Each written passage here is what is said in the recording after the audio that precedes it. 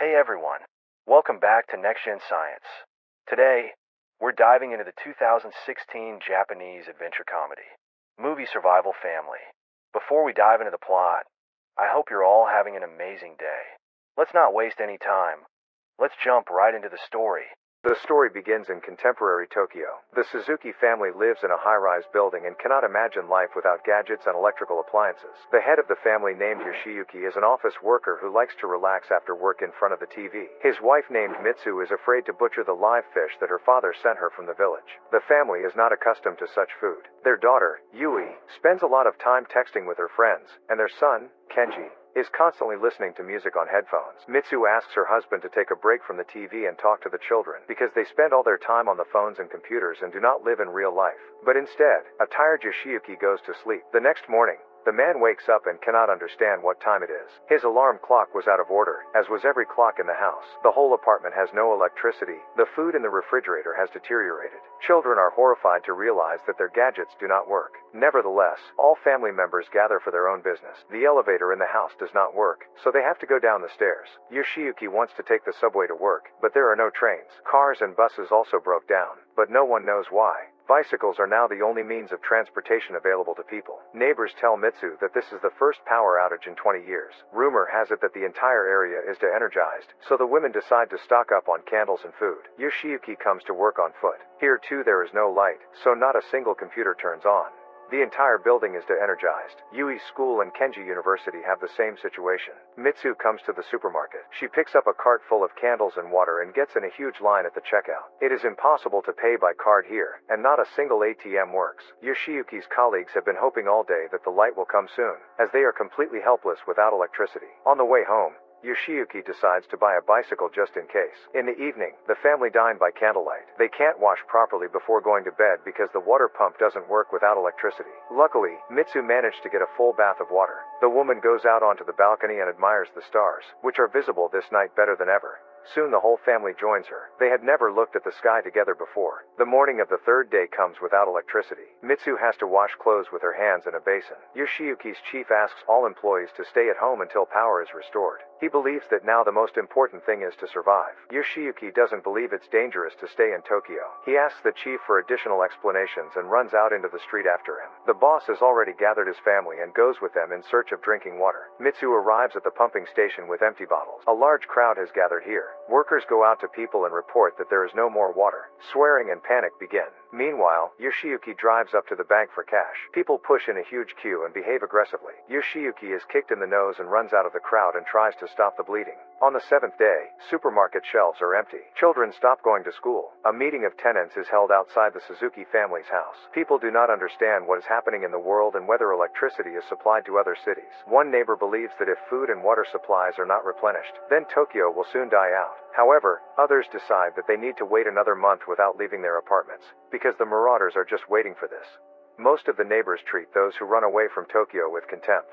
Soon, the elderly neighbor of the Suzuki family dies. This impresses the heroes, and they decide to temporarily move to the village of Kagoshima to Mitsu's father. Yoshiyuki decides that they will get to the nearest airport on bicycles and then fly by plane, because the path is not short. Yui does not want to go to such a wilderness, but she has to obey her father. The girl packs a lot of clothes with her, and her brother packs all his gadgets in the hope that they will come in handy. Family members pile all the cash they have on the dinner table, but are not sure if it will be enough to buy plane tickets. However, Mitsu brings a large bundle of bills, which she prudently put aside for a rainy day. Early in the morning, the family quietly leaves the house.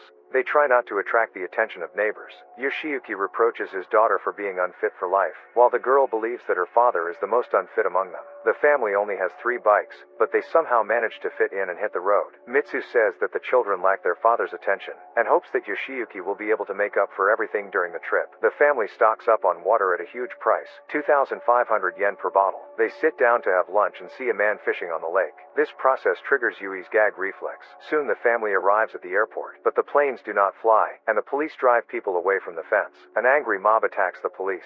Some people try to climb over the fence. Suzuki understand that they have nothing to do here, and rush to get away. The family stays overnight at a hotel. At dinner, Yui suggests returning home, but the father says that they will go to Kagoshima on bicycles. The girl screams, cries, and refuses to go. Mitsu also does not believe that they will manage to get on bicycles to the other end of the country. But there is nothing to do. Now the family needs another bike, as well as a map, water, and food. In the morning, Kenji and Yui get a children's map from a nearby supermarket and realize that Kagoshima is over a month away. Meanwhile, their parents notice that the local rice vendor has a bicycle. She only exchanges rice for water or food. So, the Suzuki couple barter water and 2 bottles of wine from a saleswoman for a bicycle and a sack of rice. By evening, the family arrives in a new city. There is no electricity here either. Suzuki decide to spend the night near the walls of a closed museum. Kenji wakes up in the middle of the night and notices a man stealing a bottle of water from his bag. The guy immediately rushes after the thief. But, having overtaken him, he sees that the water was needed for a small child. Kenji returns to his family with nothing. In the morning, the family drives up to a long dark tunnel. Blind old women sit at the entrance to it and offer to lead travelers through the tunnel for a bottle of water. The Suzuki refuse the offer, but stumble upon abandoned cars and dead animals in the tunnel. Feeling disgusted, they return and turn to the old women for help. On the 16th day, the family stops by the river. They are almost out of matches and have no more water supplies. Yoshiyuki then decides to drink water straight from the river, even though the others ask him not to. Later that day, the family is caught in a rainstorm. They leave their bikes on the track and run to hide under the bridge. The bikes are blown away by a gust of wind, and Yoshiyuki has a bout of diarrhea. After the rain, the family collects their damaged and battered things. Kenji's bike has a punctured wheel, Mitsu's glasses are shattered, a bag of rice is torn, and Yoshiyuki is becoming completely ill from river water poisoning. After that, the children go to the nearest supermarket. They get distilled water, canned cat food, glue for the tear, and a flare. Meanwhile, Yoshiyuki comes to his senses and unsuccessfully tries to make fire with friction. Yui tastes the canned food and spits it out in disgust. However, on the 22nd day, the family already happily dine on cat food. Soon they meet another family on the track. These people are much more adapted to survival. They laugh, play cards, drink tea and eat dried fish. The friendly family explains to Suzuki that water can be taken from mountain streams. Fish need to be treated with smoke, and some plants can also be eaten. One of the boys takes pictures of the exhausted Suzuki with a film camera and promises to send them a photo. Only Yoshiyuki is not happy with new acquaintances. The family soon part. The Suzuki go to a big city in the hope that there is electricity there. On the 43rd day, the family reaches the goal, but there is no light here either. Yui is the first to break down and reproaches her father for all the troubles. Kenji and Mitsu follow suit. Helpless, Yoshiyuki sits on the ground. After some time, the family drives up to the aquarium. Workers caught all its inhabitants and are ready to feed those who wish. Suzuki stand in a long line for food, but they get nothing. Yoshiyuki falls to his knees and begs to at least feed the children, but there really is no more food.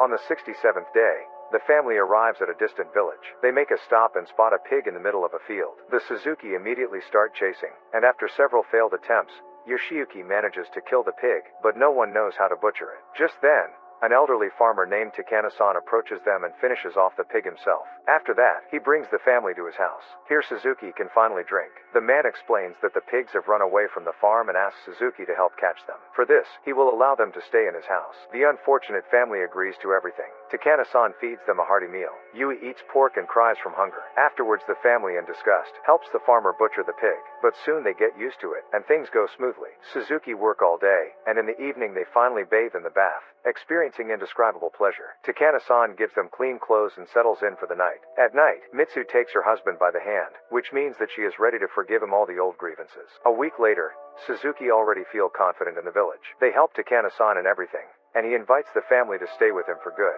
However, Suzuki realizes that Mitsu's father is waiting for them, which means they need to move on to Kagoshima. Takana-san gives them plenty of meat for the journey, and the family sets off. Relations between family members become much warmer. 3 days later they come to a river that has no bridge. But Yoshiyuki does not despair and begins to collect a raft from logs on the shore. The others help him. When the raft is ready, the family goes to the other side. A heavy downpour begins. Yui and her mother are crossing to the opposite bank, and the men have to make one more trip to deliver the bicycles. But the raft is falling apart and the bikes are sinking. Trying to save at least something, Yoshiyuki disappears from sight. When the rain stops, Kenji finds the wreckage of the raft in his father's wig.